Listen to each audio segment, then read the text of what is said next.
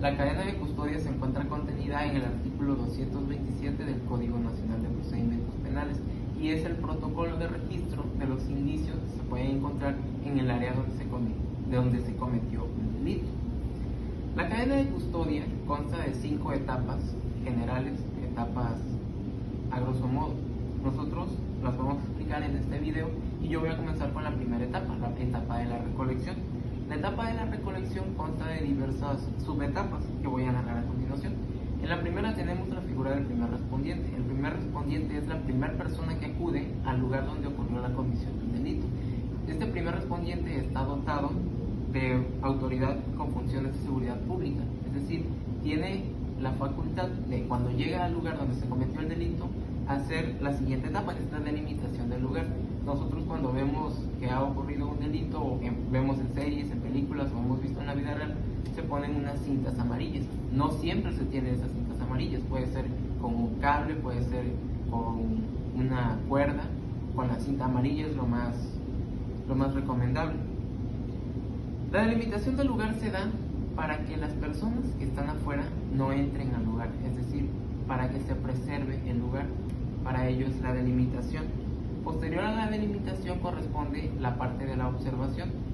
En esta etapa los primeros respondientes van a observar, o en caso de que ya haya peritos, qué son los indicios que está viendo en el lugar donde se cometió el delito, y va a observar, detectar indicios o elementos mediante la aplicación de técnicas. ¿Cuáles son estas técnicas? Las va a explicar mi compañera más adelante, pero tenemos las de líneas, franjas, criba, espiral, entre otras.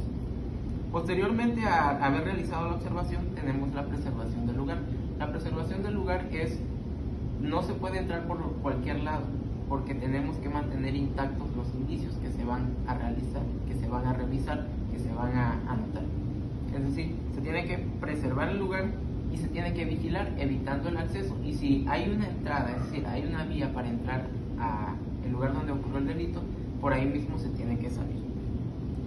La coordinación de los policías con capacidad para procesar, y esos van a realizar las siguientes etapas: observación, identificación de los indicios y la documentación, que es lo que hay.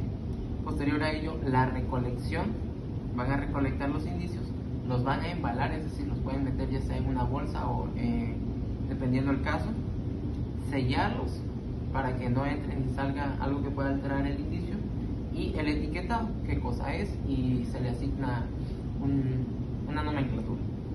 Posterior a ello sigue la etapa del inventario y las recomendaciones para el traslado. Se hace un inventario de todos los indicios que se han recolectado y las recomendaciones para el traslado. Por ejemplo, no es lo mismo trasladar a una persona privada de la libertad a trasladar, por ejemplo, una cartera o un cuchillo. Son diferentes y se les da un trato diferente. Con ello se consolida el registro de la cadena de custodia. Empezamos con un análisis detallado de todo lo que estamos haciendo, y posteriormente a ello, si ocurre, no sé, una pérdida de algún indicio, la destrucción, la contaminación, se le notifica al Ministerio Público para que tome las medidas correspondientes, y en el caso de que sea el caso, pues se desestime ese indicio.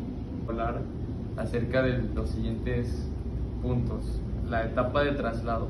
¿Qué es la etapa de traslado? La etapa de traslado es donde se transportan los elementos probatorios a la bodega de indicios.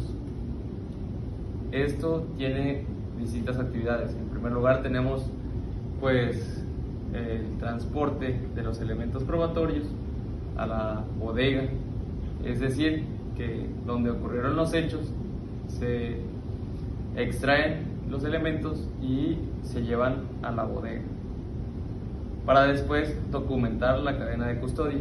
¿Qué es la cadena de custodia? Pues es un documento el cual acompañará las pruebas durante todo el proceso judicial.